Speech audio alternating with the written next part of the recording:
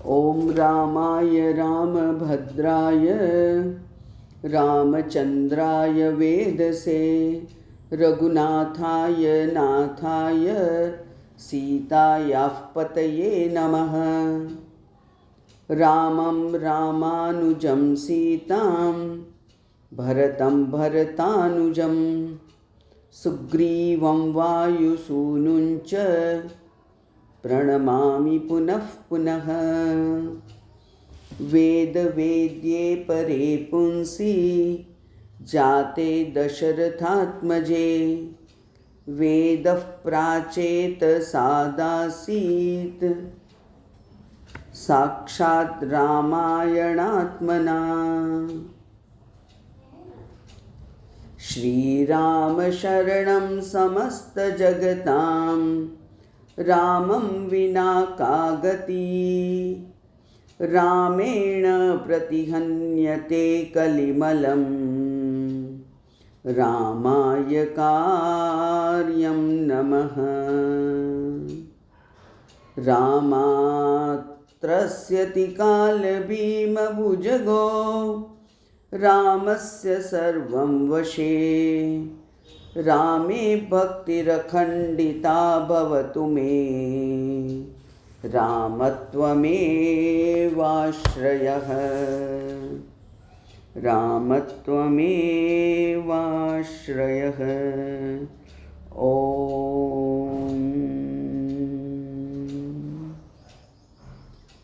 ॐ श्री गुरुभ्यो नमः। हरिः ॐ।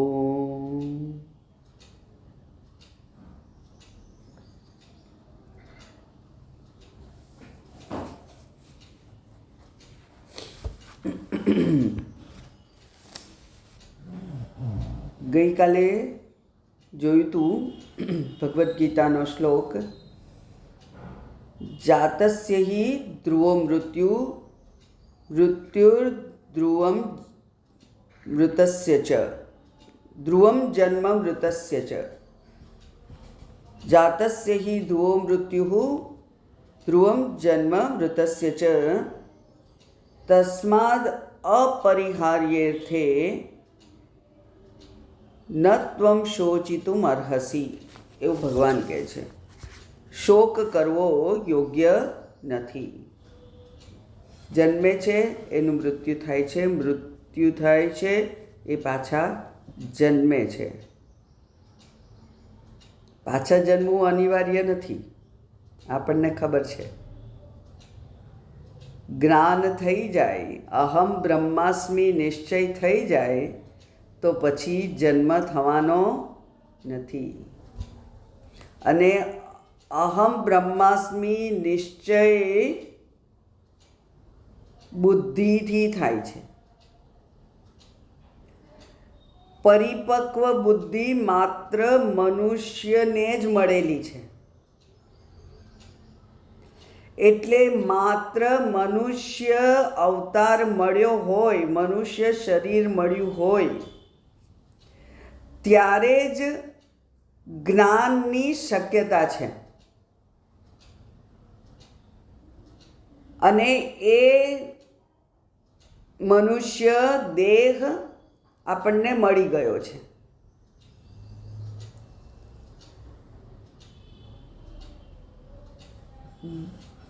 શાસ્ત્ર દ્વારા જ એ બ્રહ્મની ઓળખાણ થાય. આપણને શાસ્ત્ર મળી ગયું છે. શાસ્ત્ર જાતે સમજાય નહીં, એટલે ગુરુની પ્રાપ્તિ થવી જોઈએ. ગુરુની પ્રાપ્તિ થઈ ગઈ છે. એકેય પગથિયું આપણા જીવનમાં બાકી રહ્યું નથી. તો હવે શું બાકી રહ્યું છે? માત્ર આપણો પ્રયત્ન, માત્ર આપણી તૈયારી. એટલે ઈશ્વર કૃપા થઈ છે, શાસ્ત્ર કૃપા થઈ છે, ગુરુ કૃપા થઈ છે. ઘેર આવીને ગુરુ ભણાવે છે.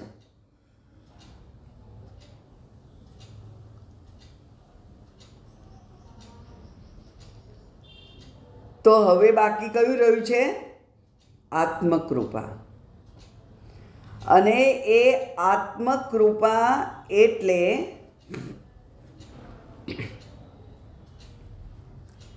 વ્યવહારમાંથી, સંબંધોમાંથી, સગા સંબંધીઓમાંથી, કુટુંબીજનોના પ્રેમમાંથી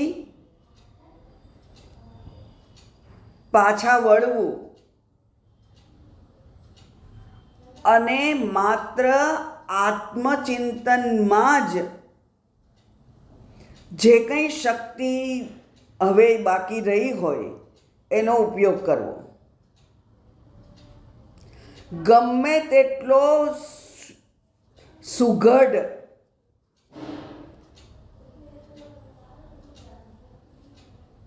પરફેક્ટ એવો વ્યવહાર તમે કરશો તો પણ સગાવાલાઓ માત્ર બહુ સારા હતા એમ કહીને અટકી જશે. કોઈ મુક્તિ અપાવવા માટે સાધનરૂપ બની શકે નહીં.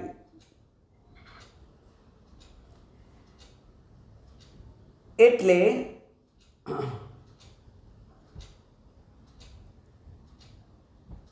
આપણે પોતે જ પ્રયત્ન કરવો. જેવી રીતે કોઈક બહુ જ પ્રિયજન બહુ વર્ષો પછી મળી ગયું અને હવે બસ કેટલું ભેટી લઈએ, કેટલી વાતો કરી લઈએ, કેટલો પ્રેમ બતાવી દઈએ એકબીજાને માટે કેટલું કરી છૂટીએ. એવી જે આપણી તાલાવેલી હોય છે, એવી તાલાવેલી આ આત્મતત્વને પ્રાપ્ત કરવા માટેની હોવી જોઈએ. કાર્યમ સાધયામી વા દેહ પાતયામી.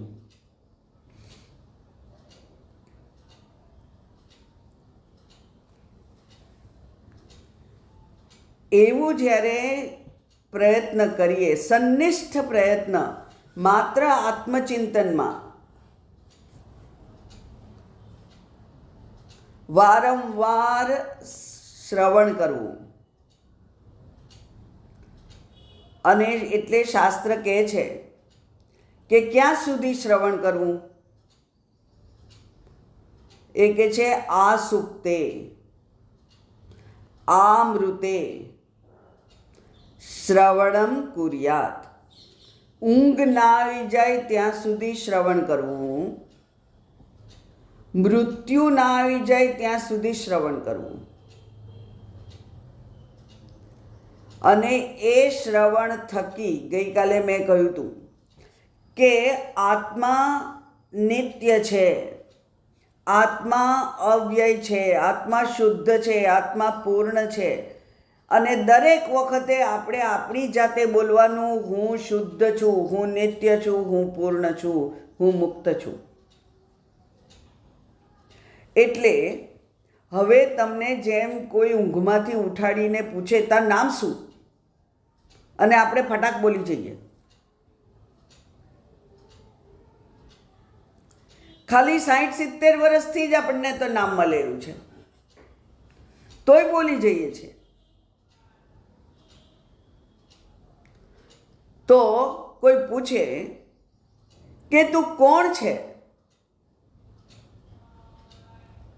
ત્યારે જવાબ ગમે તે આપીએ. આપણે નામથી આપીએ કે હું સાધક છું એમ કહીએ, પણ મનમાં સમજીએ કે હું તો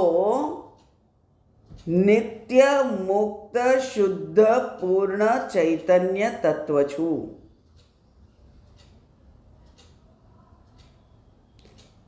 આ બધા બીજું ગમે તે કહે, ગમે તે નામે મને બોલાવે, પણ હું તો મુક્ત ચૈતન્ય આત્મતત્વ છું. એવું જ્યારે આપણે નિશ્ચયપૂર્વક બોલી શકીએ ત્યાં સુધી. એટલે કે આ જે ખોટી ઓળખાણ છે એને ભૂલી જઈએ અને સાચી ઓળખાણ છે એને બહાર આગળ લાવી દઈએ. બુદ્ધિમાં પાછળ થોડુંક વસ્તુ હોય છે ને આગળ થોડીક વસ્તુ હોય છે. આપણે આનો નંબર પહેલો મૂકી દઈએ, પછી પાછળ બધું હોય. જે રીતે આપણને અનુકૂળ પડે એ રીતે શાસ્ત્ર અનેક રસ્તાઓ બતાવે છે. એ પ્રમાણે આ આત્મતત્વનો જ નિશ્ચય કરવો આ જન્મમાં જ. એટલે કે મારું કહેવાનું ખાલી એટલો જ હેતુ છે કે હાથ ના ધોઈ નાખવા આપણે અત્યારે, કે આપણી તો કઈ હેસિયત, આપણે તો હજુ તો પગલી ભરીએ છીએ. એવું નહીં. પૂર્વજન્મોમાં તમે શું કરીને આવ્યા છો તમને ખબર નથી. કોઈક અંતરાય, નાનકડો એક પડદો હોય અને આપણે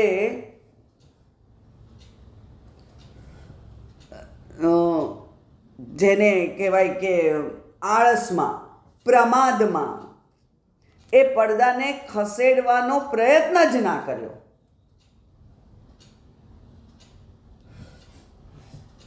જેમ કોઈનું ઘર બંધ હોય, એટલે મારા ઘરે તમે આવો અને બહાર સ્ટોપર મારેલી હોય ધારો કે, તો જતા રહો પાછા. પણ એકવાર આપણે પ્રયત્ન કરીએ ને, કારણ કે ઘણા લોકોના ઇન્ટરલોક હોય છે ને એવું બધું કેટલું હોય છે, આપણે પ્રયત્ન કરીએ ને બેલ વગાડવાનો, પછી ના ખુલે તો ના ખુલે. પણ આપણે તો પ્રયત્ન જ ના કરીએ, આપણે સીધા પાછા પગલે પાછા જતા રહીએ તો ના મળે. એટલે આપણે આપણા શક્તિ, મતિ, બુદ્ધિ પ્રમાણે સખત પ્રયત્ન કરવો કે જેથી આપણું કામ આ જન્મે જ થઈ જાય. આ જન્મ જ અંતિમ જન્મ હોય.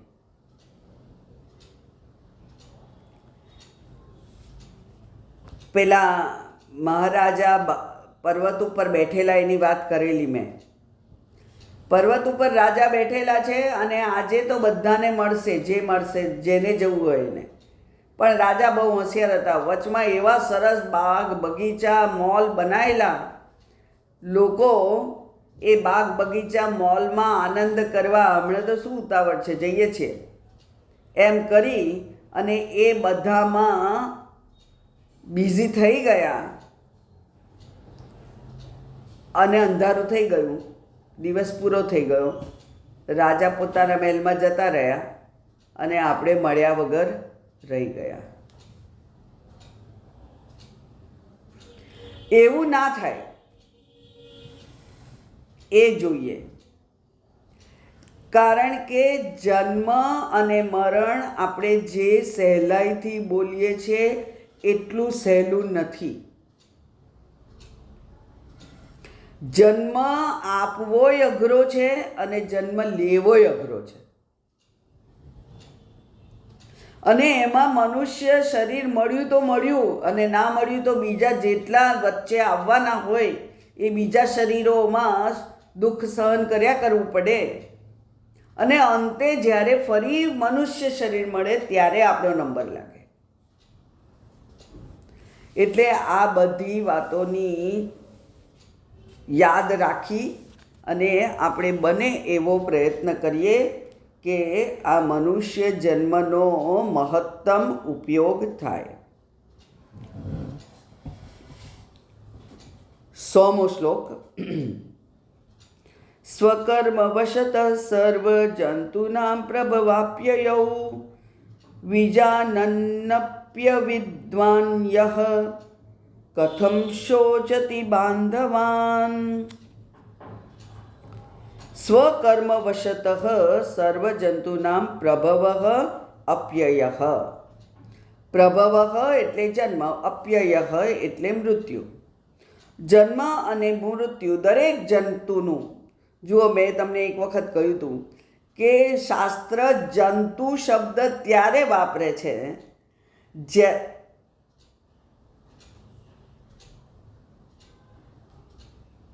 એટલે તમારું ચેક કરો, અહીં તો બધું બરાબર છે. શાસ્ત્ર જંતુ શબ્દ ત્યારે વાપરે છે જ્યારે આપણે સાવ પશુ જેવો વ્યવહાર કરીએ છીએ. આપણો જે પશુ જેવો વ્યવહાર હોય એના માટે શાસ્ત્ર જંતુ શબ્દ વાપરે છે. જન્મવું અને મરવું, જન્મવું અને મરવું, ખાવું પીવું, બસ. એટલે આહાર નિદ્રા ભય મૈથુનમ, 4 વસ્તુ બધાનામાં, બધા જ જન્મે છે એનામાં કોમન હોય છે. ખાવું, પછી ઊંઘવું, અને પ્રજોત્પત્તિ, અને ભય. આ 4 વસ્તુ દરેકનામાં કોમન હોય છે. પણ જે ધર્મ પ્રમાણે જીવે, ધર્મ અનુસાર જીવે એ મનુષ્ય. એટલે 2 પગવાળા પ્રાણીઓ હોઈ શકે. જે લોકો ખાવા પીવા, ઈટ ડ્રિંક એન્ડ બી મેરી, ચાર્વાકના વંશજો જે છે એ લોકો મનુષ્ય ખાલી દેખાવ પૂરતા છે. એટલે પેલા કોઈક એક કવિએ બહુ સુંદર કવિતા લખેલી, 30-40 વર્ષ થયા હશે કદાચ. હું માનવ થાવ તો ઘણું. એટલે માનવ જેવું વર્તન નથી કરતો. કેટલી પીડા હશે એ કવિને કે હું માનવ થાવ તો ઘણું. એવું આપણે પણ સમજવાનું હોય. જ્યારે જંતુ કહે છે, એ કહે છે કે સ્વકર્મ વશતઃ સર્વ જંતુનામ પ્રભવ અપ્યય. જન્મ અને મૃત્યુ પોતાના કર્મ પ્રમાણે થાય છે. અન્ય શાસ્ત્ર કહે છે સ્વકર્મ ગ્રથિતમ શરીરમ, સ્વકર્મ સૂત્ર ગ્રથિતમ શરીરમ. પોતાના કર્મના દોરા વડે ગૂંથાયેલું આ શરીર છે. એટલે આપણે જ આપણું આ કર્મ છે. અને અત્યારે તો આપણે કંઈ નિશાસો નાખવાની જરૂર નથી. આપણને તો સરસ મનુષ્ય શરીર મળ્યું છે. બધી ઇન્દ્રિયો પરફેક્ટ કામ કરે છે, બુદ્ધિ સરસ છે, અનુકૂળ વ્યવહાર છે, અનુકૂળ સંબંધો છે, સત્સંગ થઈ શકે એવી અનુકૂળતા છે. એટલે આપણે તો અત્યંત પુણ્યશાળી છીએ. અને એ પુણ્યનો હવે આપણે આપણા ઉત્કર્ષ માટે પ્રયત્ન કરવાનો. એટલે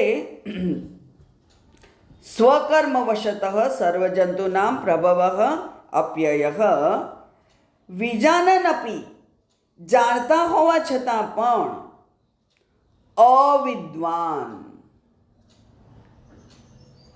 અવિદ્વાન એટલે મૂઢ લોકો, જે વિદ્વાન નથી, જે જાણતા નથી, જે સમજતા નથી, જે વિચારતા નથી, એ લોકો એ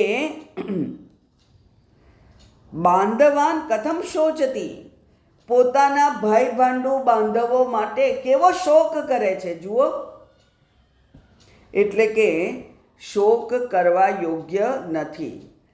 કોઈની ધારો કે પડતી થાય, દુઃખ આવે, તોય શોક કરવા યોગ્ય નથી. કારણ કે એણે પોતે જ કમાયેલું છે, એમાં આપણે કંઈ કરી ના શકીએ.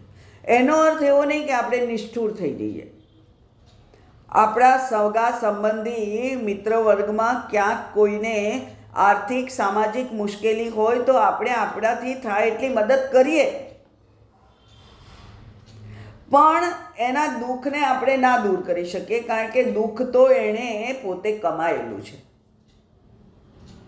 એટલે વ્યવહારિક રીતે આપણે મદદરૂપ થઈ શકીએ એટલું થવાય, પણ એના માટે શોક કરી અને દિવસો બગાડવાની જરૂર નથી. આયુર્નશ્યતિ પશ્યતામ પ્રતિદિનમ યાતિ ક્ષયમ યૌવનમ પ્રત્યાયાન્તિ ગતા ન પુનર્દિવસા કાલો જગત ભક્ષક. જે દિવસો જતા રહે છે, જે ક્ષણો જતી રહે છે, એ પાછી આવતી નથી.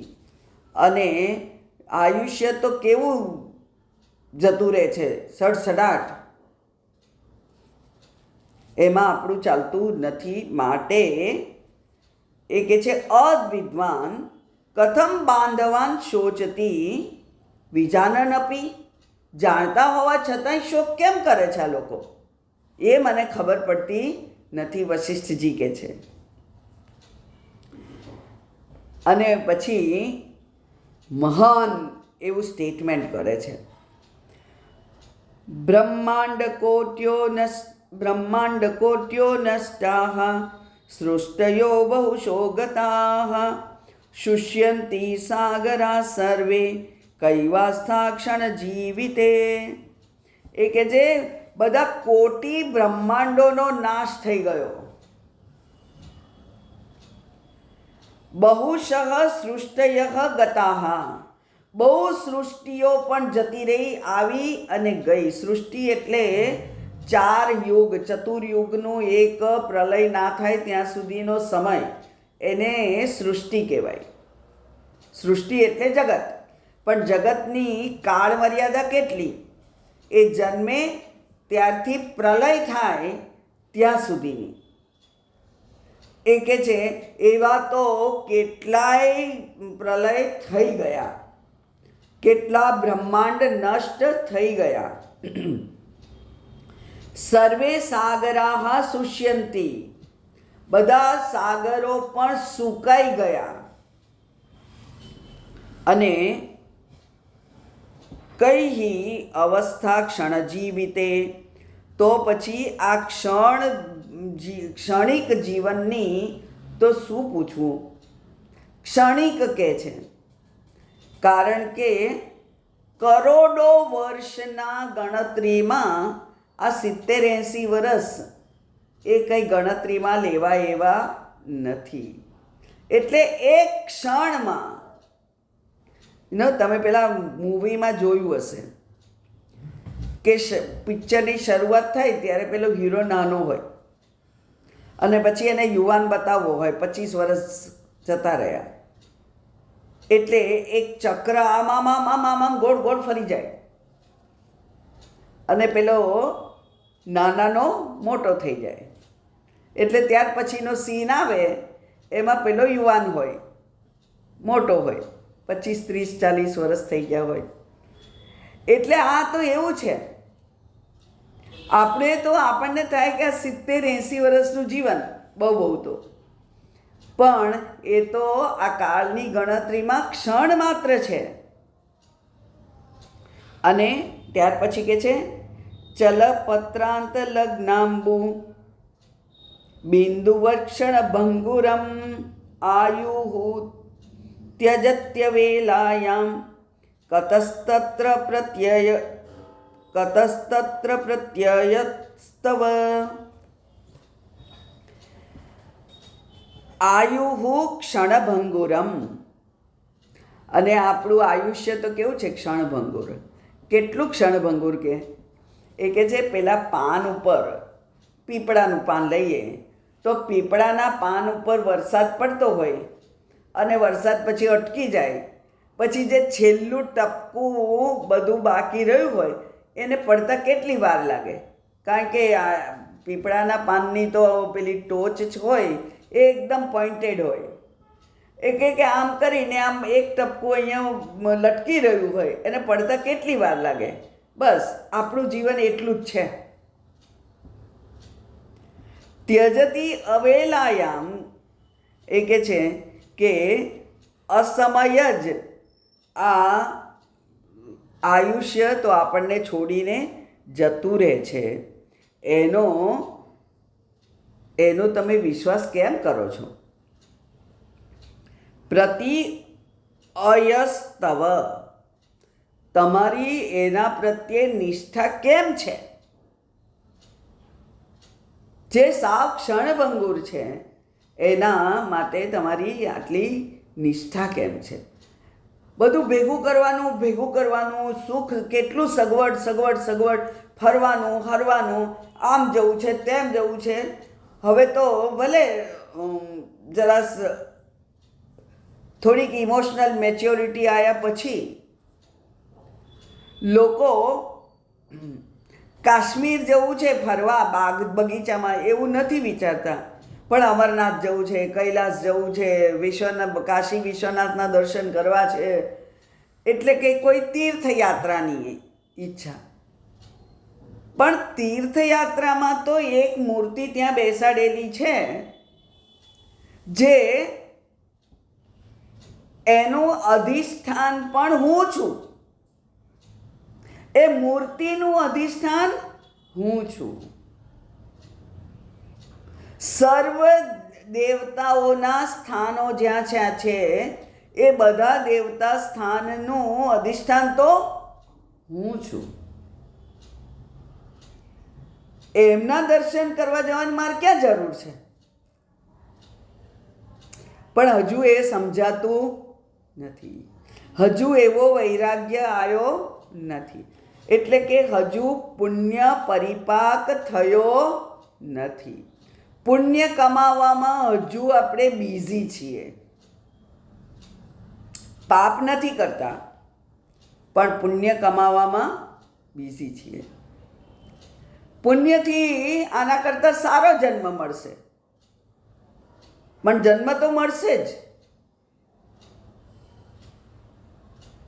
જન્મ મરણના ફેરામાંથી જો છૂટવું હોય તો જ્ઞાન સિવાય કોઈ ઉપાય જ નથી. અને જ્ઞાન તો ઘેર બેઠા મળે છે. જ્ઞાન ગંગામાં ડૂબકી મારવાનું તો હવે સોફામાં બેસીને ઘેર બેઠા, ના અડધો કલાક ત્યાં ક્લાસમાં જવું પડે, ના પેલી બેન્ચ ઉપર, લાકડાની બેન્ચ ઉપર ના બેસવું પડે, મચ્છરોનો ત્રાસ સહન ના કરવો પડે, અને ઘરને તાળું ના મારવું પડે. બધી સગવડ છે.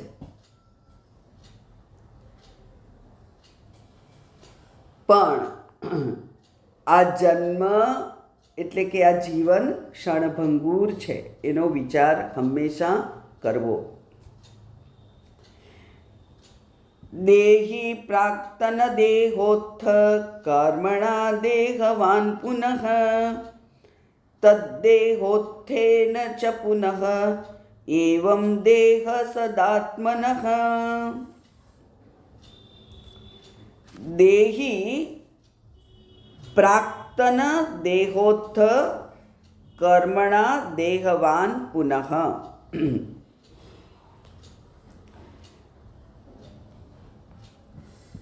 દેહી એટલે કે જીવાત્મા. દેહી એટલે જીવાત્મા, જે ચૈતન્ય ચિદાભાસ આ શરીરમાં છે એની વાત કરે છે. હવે એને પણ કેવું છે? વિડંબના છે. આ તો બ્રહ્મને તકલીફ છે. શું તકલીફ? આ શરીર, આ મન અને આ બુદ્ધિ એને ફાવે એવા કર્મ કરે, સુખ ભોગવે, અને પછી જે પુણ્ય પાપની પોટલી ભેગી કરી હોય એનાથી બીજા શરીરમાં જવું પડે. એટલે જીવ ગમે તે એને ફાવે કરે છે, અને જીવાત્માને એને પાછળ ઢસેડાવવું પડે છે. આપણે તો પરમાત્માને તકલીફ આપીએ છીએ.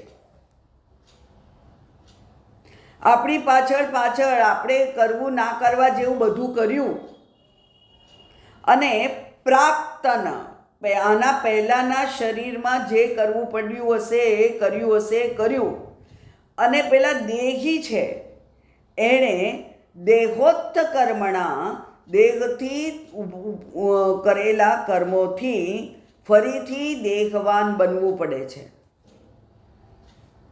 એટલે કે જીવાત્માને આગળ આગળ યાત્રા કરાવનાર કોણ છે? આ મૂઢ, આ બુદ્ધિહીન એવો આ જીવ, જે હું અને મારું કરીને બેસી રહેલો છે.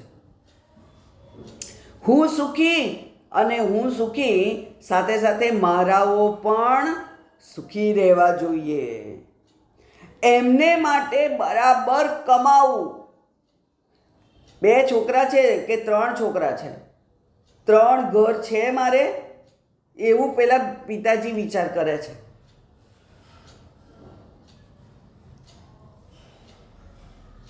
એટલે હું તો સુખી હોઉં, પણ મારાઓને પણ હું સુખી કરીને જાઉં. ગુજરાતીમાં બહુ સુંદર એક કહેવત છે, ભીખની ઓનલી શીકે ના ચડે.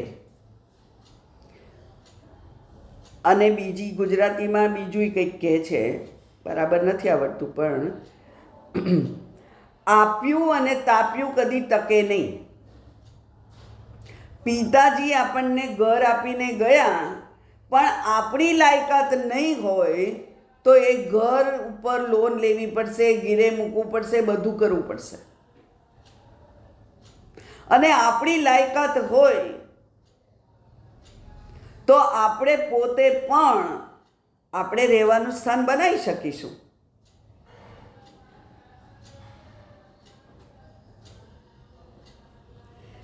પણ હું અને મારા, અહમ અને મમ, શંકરાચાર્યજી અધ્યાસ ભાષ્ય, બ્રહ્મસૂત્રના અધ્યાસ ભાષ્યમાં શરૂઆત ત્યાંથી જ કરે છે. એ કહે છે અસ્મદ યુષ્મદ પ્રત્યયોહો વિરુદ્ધ સ્વભાવયોહો. એ બે વિરુદ્ધ છે. તમઃ પ્રકાશવત, અંધારું અને અજવાળું કેવા વિરુદ્ધ છે, એક હોય તો બીજું રહી જ ના શકે, એવા છે આ બે. અને તોય માણસનો વ્યવહાર અધ્યાસ એટલે કે ખોટી સમજથી દોરવાયેલો જ રહે છે. હવે આપણને તો શાસ્ત્રએ સાચી સમજ આપી છે, તો એ સાચી સમજને અનુસરી અને આપણો વ્યવહાર તો એ આસક્તિયુક્ત ના હોય, અધ્યાસમાંથી નિવૃત્ત થયેલો હોય, એવો વ્યવહાર આપણે કરીએ. એટલે પ્રાક્તન દેહોત્થ કર્મણા દેહી દેહવાન પુનઃ અને તદ દેહોત્થેન ચ પુનઃ. અને એ દેહથી કરેલું કામ પછી ફરી બીજાથી ત્રીજું. ચેઇન અટકતી નથી, એટલા માટે આપણે એને સંસાર ચક્ર એવું નામ આપ્યું છે. એ ચક્ર છે, ગોળ ગોળ ફર્યા જ કરે. માટે આ પ્રમાણે આત્માને ફરીને ફરી દેહની પ્રાપ્તિ થતી જ રહે છે. એ કયો આત્મા? જીવાત્મા. એ જીવાત્માની ગતિ થતી જ રહે છે, કારણ કે જીવ એના ભોગ રોગમાંથી નિવૃત્ત થતો નથી. જીવ મૂઢતાથી સંબંધોમાં, વ્યવહારમાં, ભોગમાં સપડાયા કરે છે અને જીવાત્માને એક પછી એક શરીરો લેવા પડે છે.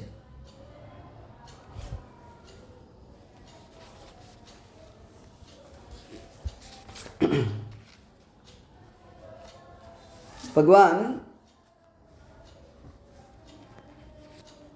ભગવદ્ ગીતામાં આનો ઉપાય સૂચવે છે. બીજે બધે છે, પણ અહીંયા પણ છે. 4થા અધ્યાયનો 19મો અને 20મો શ્લોક. આ જે ચક્રાકાર ગતિ છે, એમાંથી મુક્તિ કેવી રીતે થાય? એ કે છે યસ્ય સર્વે સમારંભાઃ કામ સંકલ્પ વર્જિતાઃ જ્ઞાનાગ્નિદગ્ધ કર્માણમ તમાહુઃ પંડિતં બુધાઃ ત્યક્ત્વા કર્મફલાસંગમ નિત્યતૃપ્તો નિરાશ્રયઃ કર્મણ્ય અભિપ્રવૃત્તોપી નૈવ કિંચિત કરોતિ સહ. યસ્ય જેના માટે સર્વે સમારંભાઃ બધા જ આરંભ, કોઈ પણ કર્મ કરીએ એટલે આરંભ તો કરવો પડે ને આપણે, એ પુણ્ય કર્મ હોય કે બીજું કંઈ વ્યવહાર કર્મ હોય. દીકરો મોટો થયો, હવે એને ભણાવવો પડે, નોકરી અપાવવાની, લગ્ન કરાવવાના, પછી પાછા એના બાળકોને સાચવવાના, બરાબર. એટલે જે કર્મનો આપણે આરંભ કરીએ છીએ એ બધા કામ સંકલ્પ વર્જિતાઃ, એ ઈચ્છા અને સંકલ્પ વગરના હોય. એટલે કે સહજ રીતે આ જીવન જીવીએ, આને માટે હું આમ કરું, આના માટે હું આમ કરું, એવી કોઈ કામના નહીં, કોઈ સંકલ્પ નહીં. એટલે કે આ જ્ઞાનીની વાત કરે છે ભગવાન અહીંયા. ભગવાન કહે છે કે આ શરીર છે એટલે કર્મ તો થવાનું જ છે, અને એ કર્મ કોઈ પણ કામનાથી પ્રેરાઈને નહીં. આના કરતાં મારે વધારે સુખી થવું છે, આના કરતાં મોટું ઘર જોઈએ, સોફા બહુ જૂના થઈ ગયા છે, હવે નવા લાવવા પડે એમ છે. આ બધા આપણી કામનાઓ છે. એક સરસ ઉદાહરણ આપું. અહીંયા વિદ્યાનગર BJVMમાં એક મિસ્ત્રીને કે પંચાલ સાહેબ કે મિસ્ત્રી સાહેબ, કોઈ એક સાહેબ હતા, એક પ્રોફેસર હતા, બહુ સેવાભાવી હતા, બહુ સેવાભાવી. અને કોઈ એમના ઘેર ગયેલું, એટલે એ જુદા જુદા ગામડાઓમાં જતા. ગામડાઓમાં થોડો એક વર્ષ 6 મહિના વરસ બરાબર બધા લોકો જોડે સંપર્ક કરે, આમ કરે તેમ કરે, બધું કરે, અને બધા લોકોને એકદમ સ્વચ્છ ગામ, એકદમ સુઘડ એવું રહેવાનું શીખવાડી દે. પછી બીજા ગામમાં જાય. એ કહે છે એમના ઘરમાં સામાન રૂપે શું હતું? એ કહે છે એક ટેબલ ખુરશી હતા અને એક ખાટલો હતો. ખૂબ કામ કરતા, પણ પોતાનું જીવન આટલું સારું.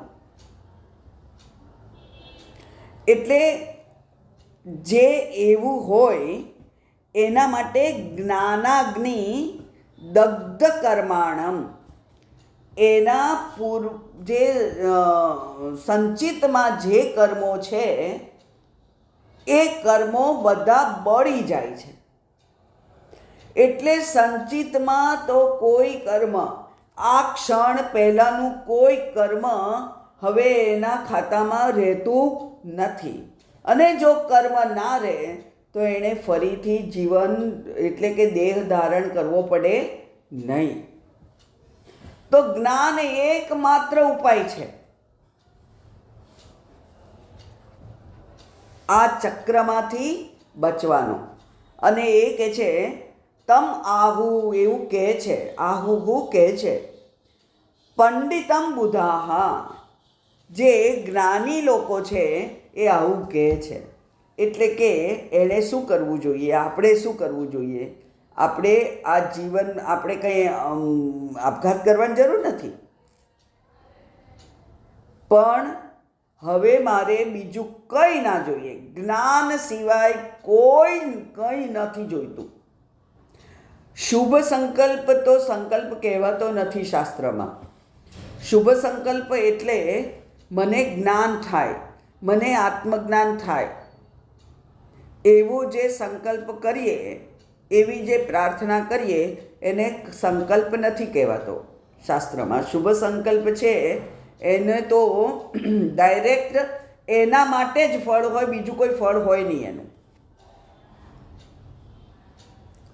એટલે એકમાત્ર પ્રાર્થના આપણી અસતો માં સદ્ગમય તમસો માં જ્યોતિર્ગમય મૃત્યોર્માં અમૃતમ ગમય. માં એટલે મામ છે, માં મને.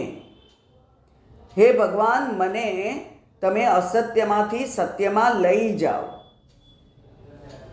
આપણે કહીએ છીએ મારી તાકાત હવે ઓછી પડે છે. હે ભગવાન, મારી તાકાત ઓછી પડે છે, હવે તમે મને આંગળી પકડી અને અસત્યમાંથી સત્યમાં લઈ જાઓ, અંધારામાંથી પ્રકાશમાં લઈ જાઓ, મૃત્યુમાંથી અમૃતમાં લઈ જાઓ. હે ભગવાન, એ પ્રાર્થના છે. એટલા માટે અહીંયા કહ્યું કે જ્ઞાન છે, એ જ્ઞાનથી આ ચક્ર, સંસાર ચક્રમાંથી નિવૃત્તિ થઈ શકે. 104 યથા ત્યજતિ વૈ જીર્ણમ વાસો ગૃહ્ણાતિ નૂતનમ તથા જીર્ણમ પરિત્યજ્ય દેહી દેહમ પુનર્નવમ.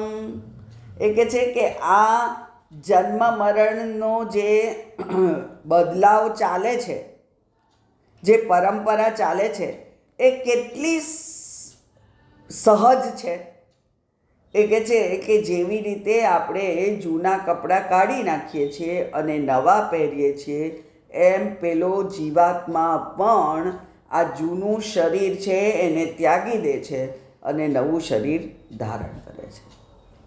આ પણ ભગવદ્ ગીતાનો શ્લોક છે, બરાબર.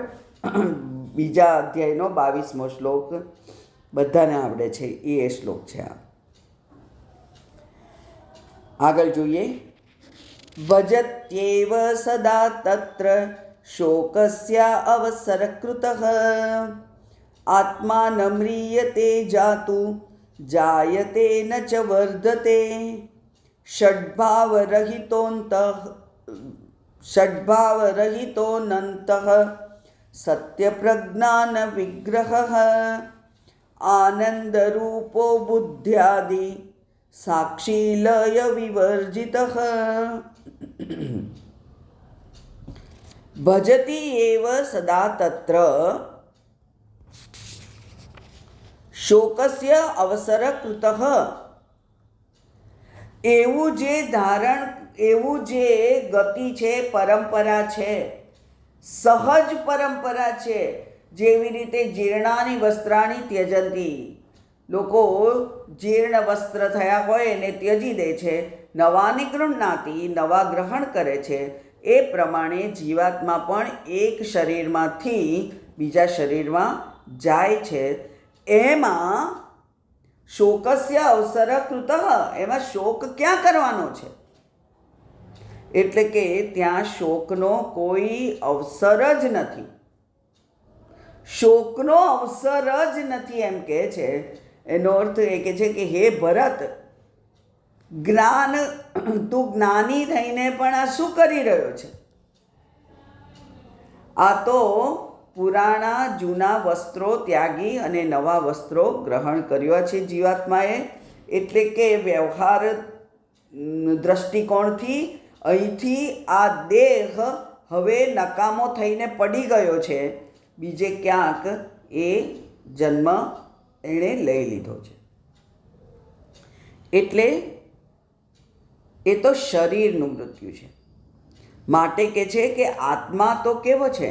ન મ્રિયતે ન જાતું.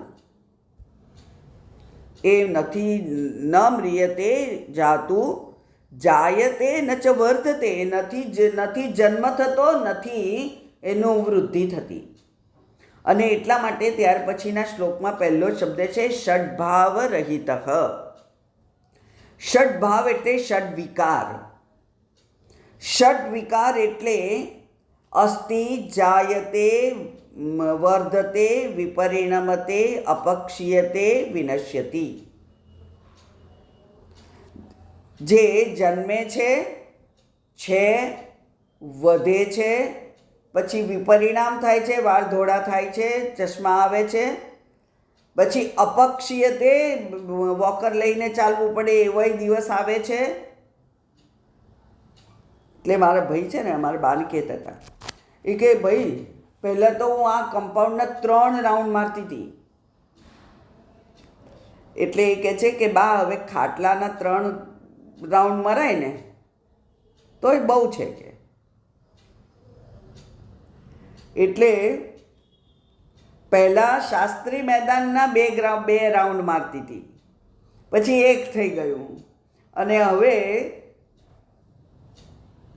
ઘરમાં સારી રીતે ચલાય તો સારું. એટલે એનું નામ છે અપક્ષીયતે, પછી છે વિનશ્યતિ, અને પછી વિનાશ થાય છે. ઉપનિષદ કહે છે આત્મા ન વર્ધતે ન કનીયાન. આત્મા વધતોય નથી અને ક્ષેય પણ થતો નથી. એટલે એની ક્ષરતા પણ નથી અને વધતો પણ નથી.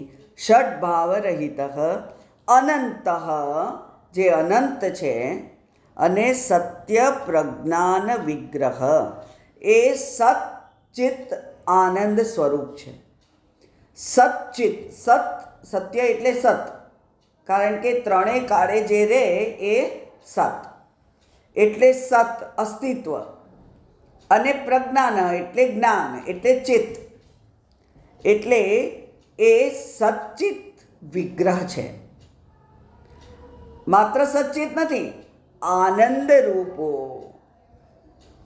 એ આનંદ એટલે કે સચ્ચિદાનંદ સ્વરૂપ છે આત્મા. તો બુદ્ધ્યાદિ સાક્ષી, એ સાક્ષી છે, એ કંઈ કરતો નથી, એ કંઈ કરાવતો નથી. જે કંઈ થાય એને જોયા કરે છે. જેવી રીતે આ લાઈટ, જે કંઈ થાય એને જોયા કરે છે. સત્સંગ થતો હોય તો એ લાઈટ જોઈએ, અને જુગાર રમાતો હોય તો એ લાઈટ જોઈએ. લાઈટને એમાં કંઈ લેવા દેવા નહીં. લાઈટને એનાથી પાપ પુણ્ય થાય નહીં.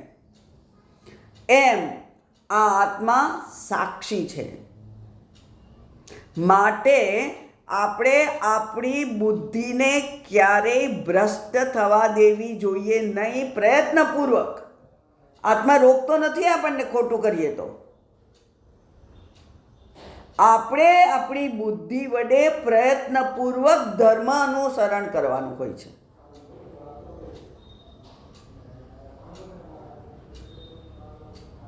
કારણ કે આપણને નહીં તો થાય કે આત્મા ભગવાન છે અંદર બેઠેલા અને આપણને રોક્યાય નહીં. એવું નથી, આત્મા રોકતો નથી, એ તો સાક્ષી છે. તમે જે કર્યું એની સાખ પુરાવે છે. પેલા ચિત્રગુપ્ત ચોપડામાં લખતા હોય ને, પાપ અને પુણ્ય, એને જઈને કહી આવે છે કે આને પાપ કર્યું, આને પુણ્ય કર્યું, આને પાપ કર્યું, આને પુણ્ય કર્યું. સાક્ષી છે. એટલે બુદ્ધ્યાદિ સાક્ષી લય વિવર્જિત, એનો લય પણ થતો નથી.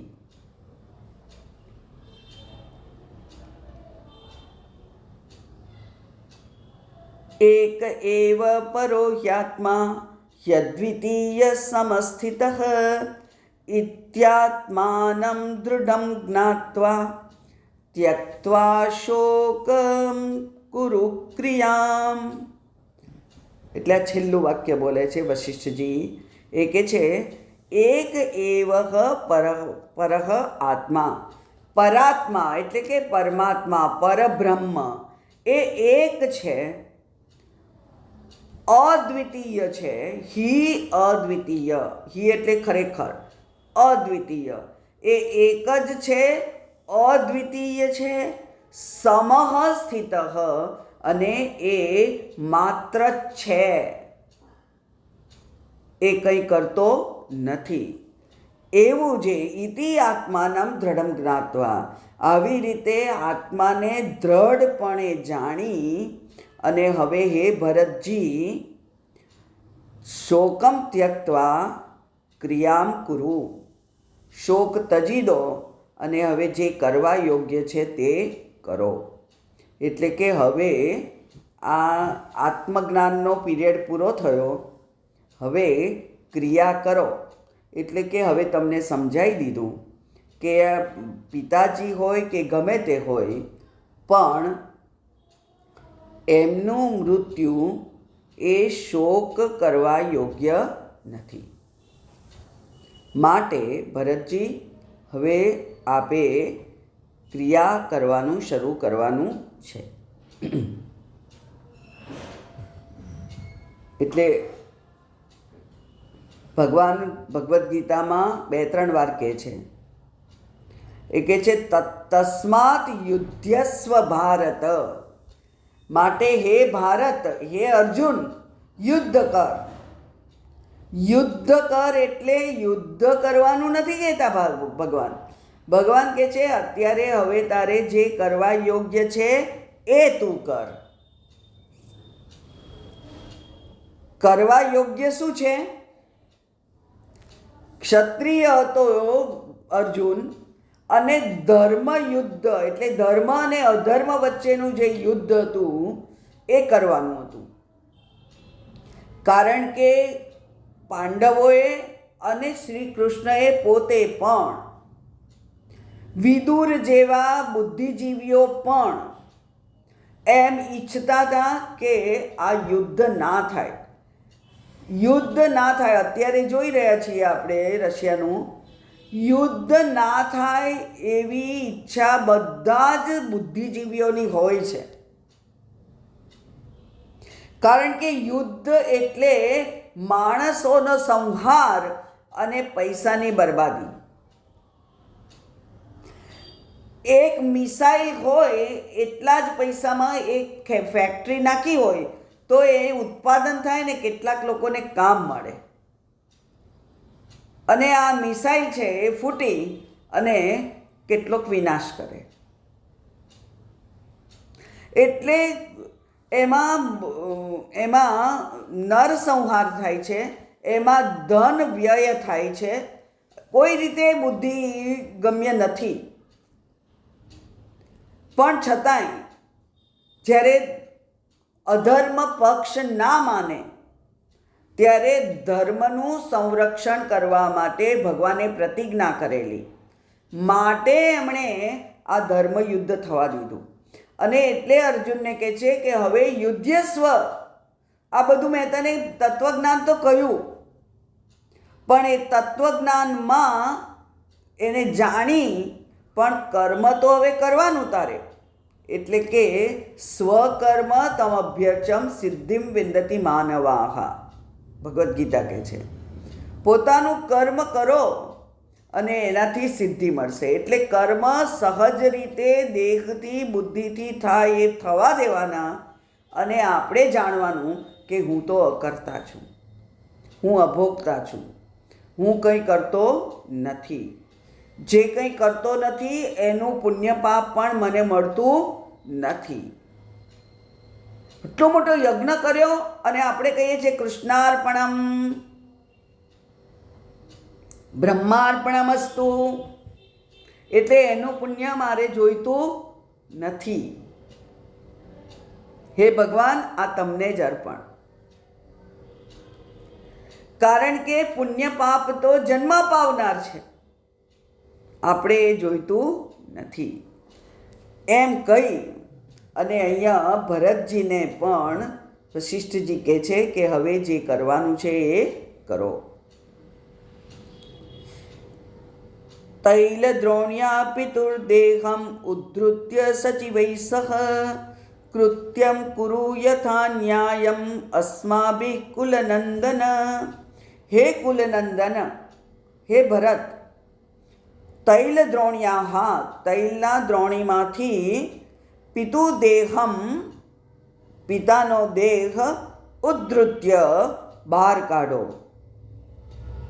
કોની મદદ લેવી પડશે તમારે?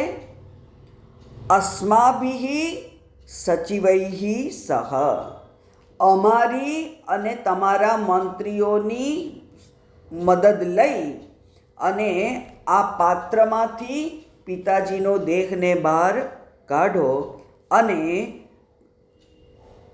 યથા ન્યાયમ કૃત્યમ કુરુ, અને જે પ્રમાણે આ બ્રાહ્મણો તમને સૂચના આપશે એ પ્રમાણે કર્મમ કુરુ. એટલે યથા ન્યાય એટલે યથા ધર્મ, ધર્મમાં જે પ્રમાણે કહ્યું છે એ પ્રમાણે અગ્નિ સંસ્કાર વગેરે કરવા પડે.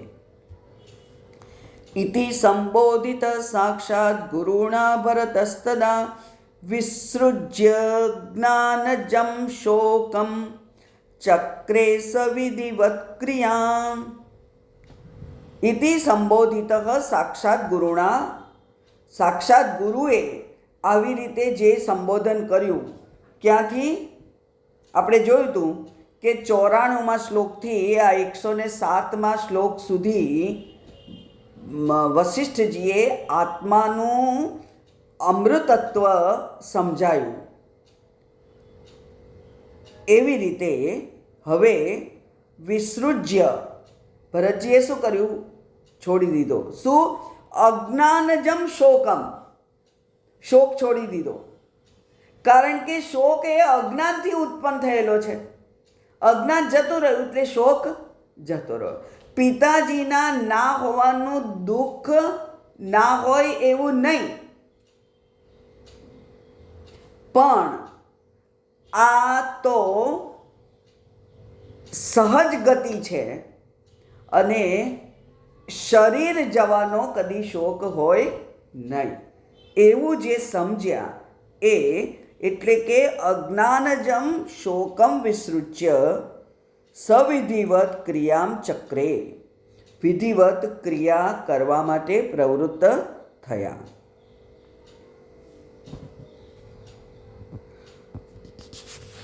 આપણે 2-4 મિનિટ વધારે લઈએ અને આ શ્લોક પૂરા કરીએ.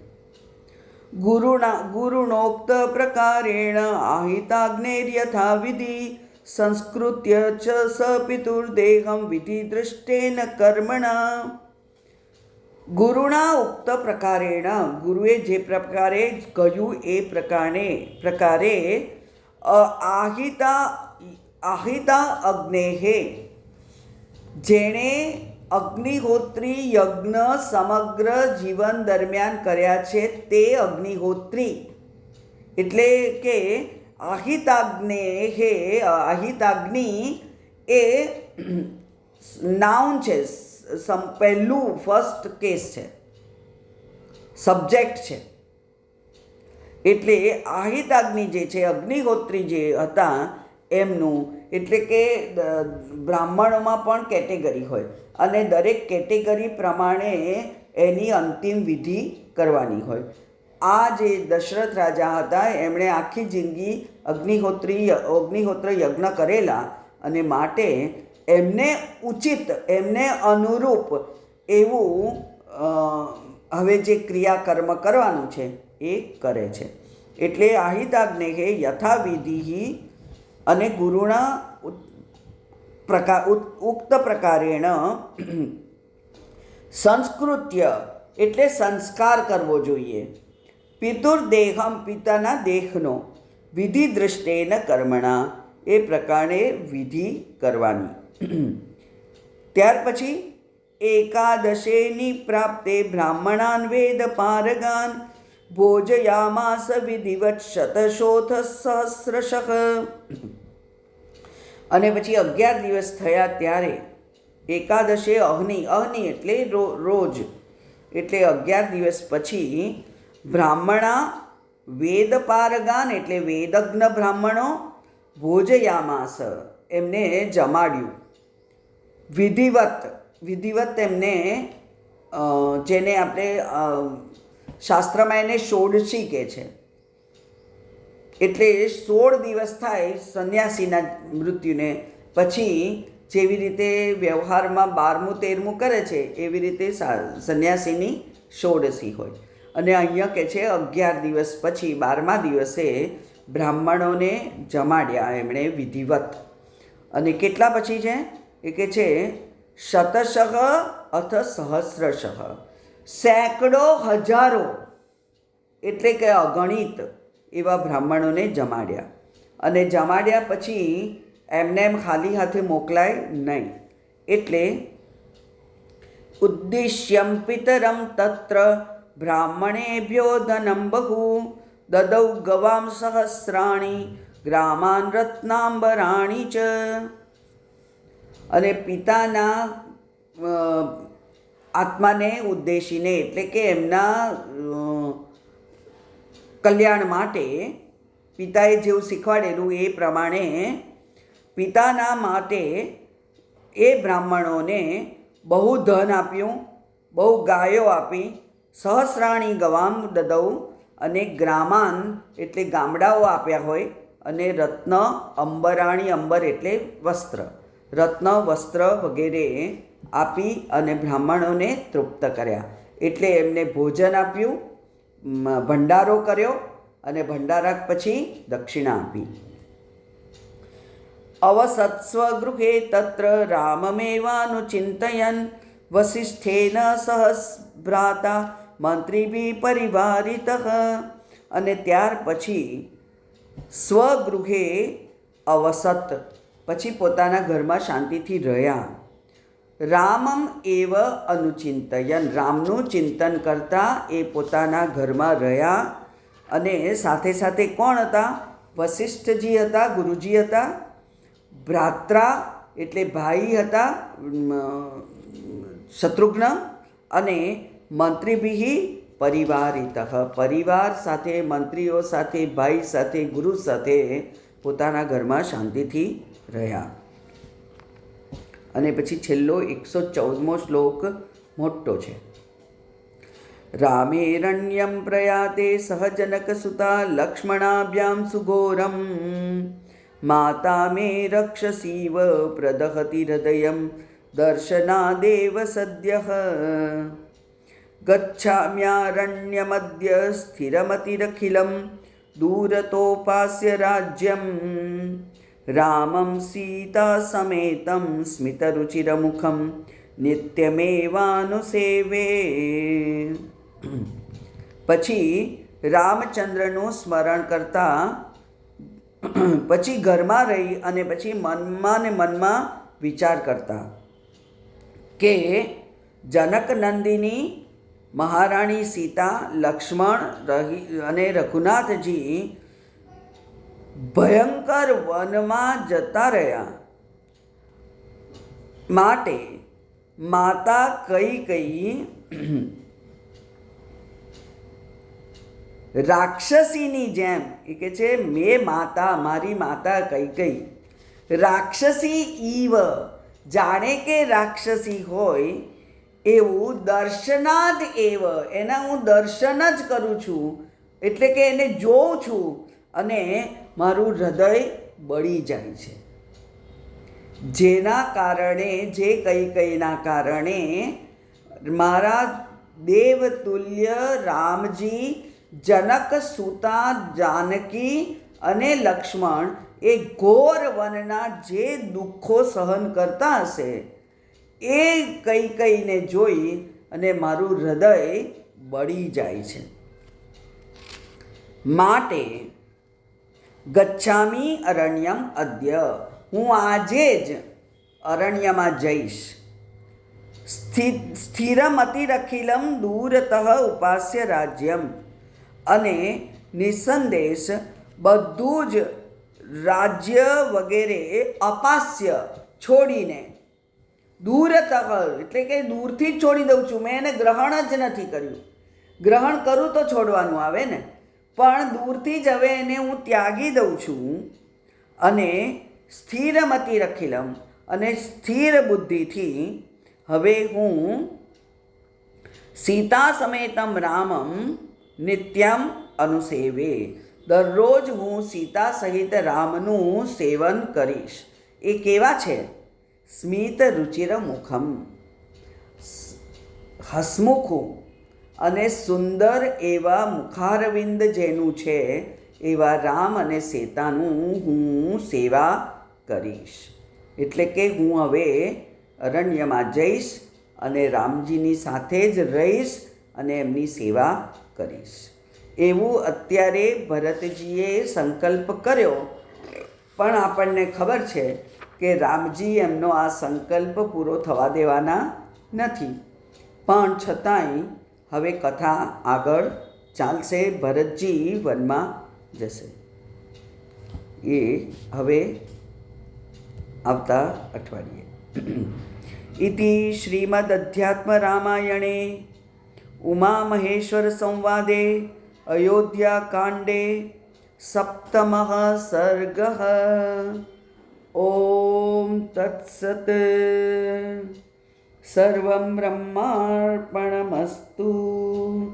હરિ ઓમ. શ્રી ગુરુભ્યો નમઃ. હરિ ઓમ. ઓમ પૂર્ણમદઃ પૂર્ણમિદં પૂર્ણાત પૂર્ણમુદચ્યતે પૂર્ણસ્ય પૂર્ણમાદાય પૂર્ણમેવાવશિષ્યતે. ઓમ શાંતિ શાંતિ શાંતિ. હરિ ઓમ. શ્રી ગુરુભ્યો નમઃ. હરિ ઓમ.